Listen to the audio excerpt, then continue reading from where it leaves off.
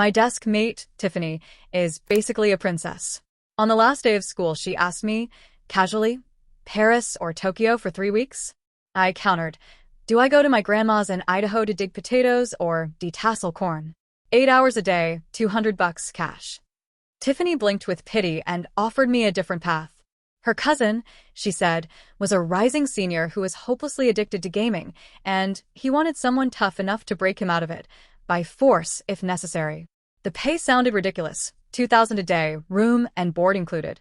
She even packed me a ridiculous starter kit, a ruler, a riding crop, and a heavy leather belt. The address led me to a mansion perched in the hills. I rang the bell until my knuckles ached. When the door finally opened, a striking guy with bleach blonde hair sneered. You're a girl? I slapped him across the face hard enough to flip his carefully styled bangs to the other side. Don't be sexist, I said, voice syrupy. Show some respect. He stood frozen, dumbfounded. Did you just hit me? I bowed with exaggerated formality. My apologies. Tiffany said you liked being handled this way. He stared at me for a long moment, eyes darting away, a flush creeping up his neck. How did she know He cleared his throat and, flustered, admitted defeat. Fine, come in.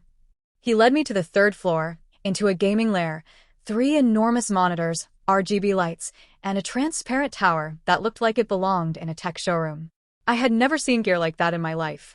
So, I asked, where do we start? He collapsed into a high-end chair. You can use the setup next to mine, he said, pointing at an identical station. He slid on his headset, eyes already on the screen. Tiffany said you're a top-tier player, that you could carry me. Wait, why is my screen black? I crawled out from under the desk. Because I unplugged the power. His face turned red with outrage. What is wrong with you? I pulled a ruler from my back pocket and gave him a sharp smack on the backside. If you cuss again, I warned, smiling, I'll put this in your mouth. He yelped, clutching himself, then covered his mouth with both hands. Who are you? Why did Tiffany send you? Chloe, I said. I'm your tutor. He scoffed. I told her to find a gaming partner, not some tutor. When he tried to bolt, I slammed him into the door and locked it. He fought, but I held him against the frame, pressing my weight into his back until his struggles slowed and his breathing hitched. What are you doing? He panted. Studying, I whispered into his ear. The fight drained out of him, oddly quick. Maybe I have a knack for handling people, or maybe growing up on a farm and wrestling animals teaches you a thing or two. In the dim glow, I asked, what's your name? He wavered, bravado leaking. Liam. Liam fished for his phone and tried his cousin. No answer. Fine, you can go, he said, shrugging. I don't need a tutor. I can't, I told him. I'm already paid. His eyebrows shot up. How much did she give you? $30,000 up front, I said. He immediately opened his payment app, offering to throw $100,000 at me to leave. I refused, took his phone, and stripped the leather belt from my waist. I tied his hands behind him and eased him into the chair, then opened a textbook and began the lesson. He tried to refuse, stood up to flee, and I slapped him back into his seat, my voice flat when I said, sit down. Still defiant, he refused to settle. I snapped the riding crop against his legs. One sting, then another. He tried to taunt me, throwing out a half-hearted, meow-meow combo punch, like some parody boxer. He wanted escalation, so I obliged. The crop sliced the air, crack, and he yelped, clutching his head. Eventually, he reddened and collapsed into his chair, embarrassed and submissive. 3 hours later, I opened the door to find a middle-aged woman waiting, her expression a mix of relief and confusion. Liam, still bound, looked mortified. Mom. She glanced between us. Are you two playing? She asked. No, I said. I'm the tutor Tiffany sent. She seemed genuinely surprised. He's actually studying? For 3 straight hours, I confirmed. She handed me a set of keys. Then you're in charge, Miss Chloe. Liam sputtered indignantly. Who said I wanted to study? His mother pulled up his April Fool's post on her phone, a ridiculous entry about hiring a hitman to hold a knife to his throat so he'd study, and gave him a long, knowing look. Don't be difficult, Liam. Tiffany would never do this unless you asked her to. To my surprise, Liam and I attended the same school, which made it easier to monitor him after classes. We usually studied in his private study until dusk. One evening, after hours of practice tests, He threw his pen down dramatically. I'm drained. There's nothing left in me. I let him go take a break, untying him for once. When he came back, he was blushing and mumbled, maybe don't stand guard next time. It's a little intimidating. After dinner, we hit his home gym. He tried to burn off his frustration by lifting weights. When he dropped a barbell on a towel, I walked over, lifted one end with one hand, and pulled the towel out with ease. Years of hauling grain sacks and hay bales on my grandma's farm had their benefits. When I turned around, Liam was staring at me like I'd just performed a magic trick. His face went red. Let's, go study again, he said quickly. Liam was actually sharp once he focused, so I didn't push him too hard. I let him go to bed around midnight. At 2 a.m, the house alarm shrieked. His mom bolted up, grabbing her car keys, but I stopped her and checked the cameras. Liam was creeping around with a hoodie pulled over his head, hiding in a storage closet. I stomped downstairs, flicked on the lights, and said in a spooky sing-song voice, "Ready or not, here I come. Where's our little genius hiding?" He nearly jumped out of his skin when I opened the closet door. "You're terrifying," he yelped. "Why hide?" I teased, dragging him out. "You learned 100 new words today." "You're force-feeding me vocabulary," he groaned. I tapped my finger on his forehead. "But your brain's hungry for more." "This is madness," he cried. "Then stop running," I said cheerfully, holding up a pair of shiny silver cuffs his mother had given me as a joke. "If you sneak off again, I'll make you study until you forget what weekend means." That shut him up fast. The next morning, Liam sat at his desk with his head on the table. His motivation was gone. So, I brought in a surprise, a small pet rat. Liam shot upright. "Keep that thing away from me. Don't be mean." "He's adorable," I said, holding the cage. 200 words. "For everyone you miss, I let him climb on your desk." That's psychological warfare. "Then get studying." He muttered every answer like his life depended on it. Whenever he hesitated, I'd tap the cage, and he'd shout the answer instantly. It was, oddly enough, the most productive session yet. By afternoon, he was. At 5 a.m, Liam refused to get up. I leaned over him and whispered, "Your Highness, still asleep? Shall I fetch your royal breakfast too?" He cracked an eye open, groaning. From that day on, his alarm blared at 5 a.m. sharp, and he jumped out of bed before I even knocked. He became a model student, suspiciously obedient, until I caught him texting his friends through the fridge's touchscreen. The chat was coded with emojis. "Friend, open Anne's game, plus video game on." Liam, "Chicken, what plus droplet time?" Friend, "Crescent moon, tonight, plus OK hand 3.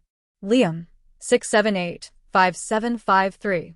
That night, someone crept into my room, took the spare keys, and escaped out the back fence into a waiting yellow Lamborghini. "Bro, you're free," his friend shouted. Liam grinned. "Start the game?" But as the headlights swept the road ahead, I stepped into the light, smiling like a ghost. "Going somewhere, darling?" The car erupted with panic screams. My bodyguards dragged Liam back to his room. He curled up on the bed, trembling. "I'm sorry. I just wanted to play one game." I folded my arms. "And here I thought you were turning over a new leaf." He swallowed hard. What are you going to do?" "Oh, nothing dramatic," I said, holding up his phone. "I might just delete your precious game account, or maybe replace it with something more educational." His eyes went wide. "No, please don't." "Then study," I said, smiling sweetly. "Prove you can control yourself." "I'll do everything you assign," he promised frantically. "Good," I said. "Now, page 100. Let's see how much you remember." And that's how the infamous study boot camp truly began. Liam's essays were a disaster. Every paragraph veered off topic like a car with no steering wheel. I tried explaining, patiently at first. You need balance. If your argument's simple, make the examples shine. If your structure's plain, add quotes with weight. I gave him the prompt overcoming adversity and expected something thoughtful. Maybe Frost, maybe Martin Luther King. Instead, he wrote, "My destiny belongs to me. Naruto." I stared at the paper, then at him. "Congratulations. You've invented a hybrid genre. Shakespeare meets Dr. Seuss." Seuss. His math wasn't much better. I'd explain the same problem 3 times, and he'd still look lost. "Come on, think," I said, half exasperated. "You know this formula." He blinked helplessly. I forgot." I groaned. You're really testing the limits of the rich kid stereotype, you know that? The pressure must have lit a spark, because a second later, he scribbled out the perfect solution. Whoa, he said, breathless. That rush actually helped. Apparently, the more I scolded him, the smarter he got. Unfortunately, it was exhausting therapy for me. Within weeks, his practice test scores shot up more than 100 points. His mom was so thrilled she rewarded herself with a spontaneous trip to Lake Como. Just when I was mapping out his next study regimen, I got a call from home. Grandma had hurt herself, badly. A deep cut that might need surgery. I wired her some money, contacted a neighbor, and started a video call. Liam overheard, startled. Your grandma cut her finger, and you're this calm? This happens a lot on the farm, I said, trying to sound steady. On screen, Grandma looked pale, her hand heavily bandaged. It's just a nick. I can still feed the pigs, she insisted. You are not feeding pigs, I shouted, turning away before Liam could see the tears in my eyes. He didn't say anything, just made a quick phone call. Within hours, Grandma had been transferred to the best hospital in the state, surgery fully covered. The doctors said she'd make a full recovery. For the first time, the guilt I'd carried since childhood, the helplessness of not being able to help her, finally eased. I wanted to thank him, but that would ruin my tough-as-nails image. So instead I said, don't think this means I'm going soft. Flashcard time. I'll say the ending, you say the beginning. Grandma blinked. Is that how you thank people now? Liam laughed. It's fine, Grandma. If she doesn't yell at me, I can't focus. Grandma sighed. Kids these days. I tried returning the leftover 30,000, but Liam waved me off. I'm a shareholder at that hospital. You think I pay for treatment? Then he smirked. If you really want to thank me, there are other ways. Fine, I said. I'll get you into an IV. He paled. That's not exactly what I had in mind. While Grandma recovered, I continued tutoring him from the hospital lounge. When she was finally discharged, Liam insisted on sending an armored transport to take us home. He was terrified the country roads would be too rough. Once there, Grandma needed the new indoor bathroom. Liam said he had to go too, so I pointed him toward the old outhouse outside. He came back gagging. That was horrifying. It's just a hole in the ground, with things moving in it. That inspired a brilliant idea. From then on, missing deadlines came with one punishment, a 5-minute outhouse meditation. Miraculously, he never missed a deadline again. By the start of senior year, the unthinkable happened. Liam, once the lowest-ranked student in our grade, earned a spot in the honors program. His old friends were stunned. Bro, you actually studied? We thought that quote on your wall was just decoration. He shrugged, trying to look humble. My parents made me. Yeah, right. Who could make you do anything? Across the room, our eyes met. Tiffany turned toward me, realization dawning. Wait, which cousin did you say you were tutoring? How many blonde, game-addicted cousins do you have? I asked. Her face drained of color. You mean him? But how? He's huge. Weren't you terrified? He's basically a golden retriever, I said. Loud, dramatic, but harmless. Tiffany blinked. I told you, he was a masochist. I just adjusted the learning plan to fit his personality, I said smoothly. Made studying engaging. Tiffany started sweating. You're a quick learner. I frowned. Why are you sweating? Just, humidity, she said weakly. During study hall, Tiffany caught me scrolling through my phone. What's that? Research, I said. Looking up motivation techniques. She peeked over my shoulder, went pale, and immediately grabbed my phone. After deleting my current app, she installed another. This one's better for balance, she muttered. The titles were things like My Ruthless Tutor Made Me a Star Student. Later that week, our class picked new seats. I walked straight to the front and announced, I'm sitting next to Liam. The room gasped. Liam looked like he'd just been declared valedictorian. He practically sprinted to the seat beside mine. Any objections? I asked, crossing my arms. He grinned. None. This is the best day of my life. Senior year nearly drained the life out of me. Liam could barely stay awake in class, no matter what I tried.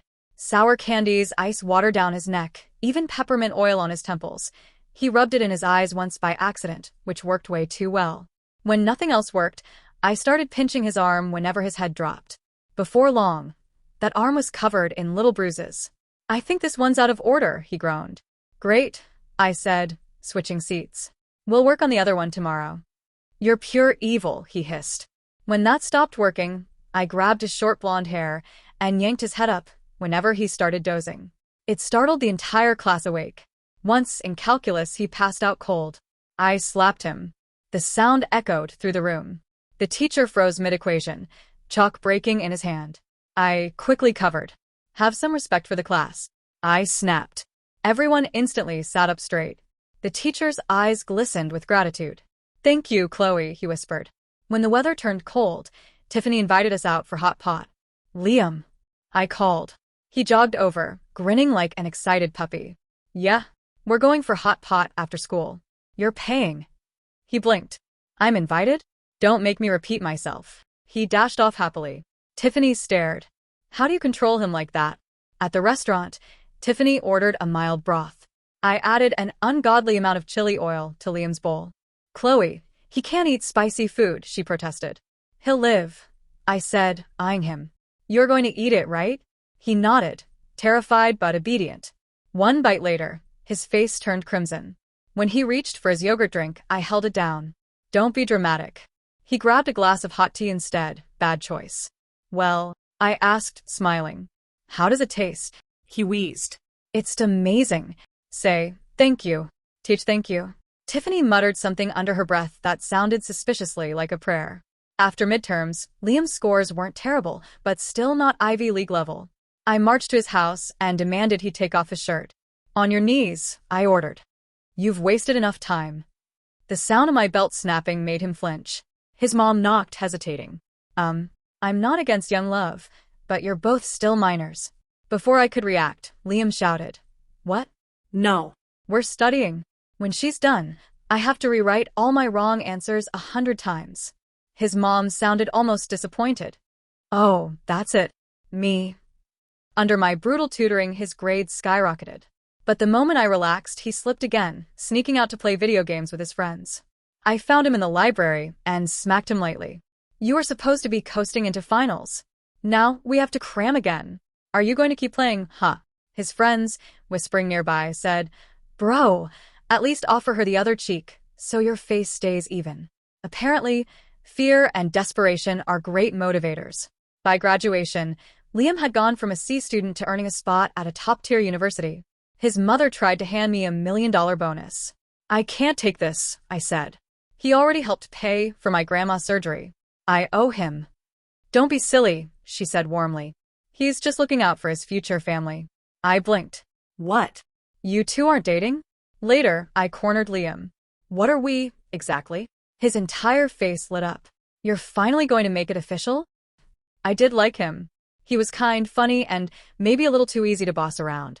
And, well, incredibly hot. But what we had, it wasn't exactly normal. Sorry, I said at last. I don't do labels. His expression shattered. So it was just a game? After everything? Can I at least visit you when we're both in the city? That look, those sad, hopeful eyes, made my chest tighten. I kissed him. He froze. You, don't ask questions, I whispered. Just kiss me back. After that, Liam turned into a hopeless romantic. He flooded my phone with flirty texts and videos, trying to get a reaction. I kept him dangling, half reward, half punishment. Every time I saw that wounded look on his face, I couldn't help but smile. He probably thought he was suffering.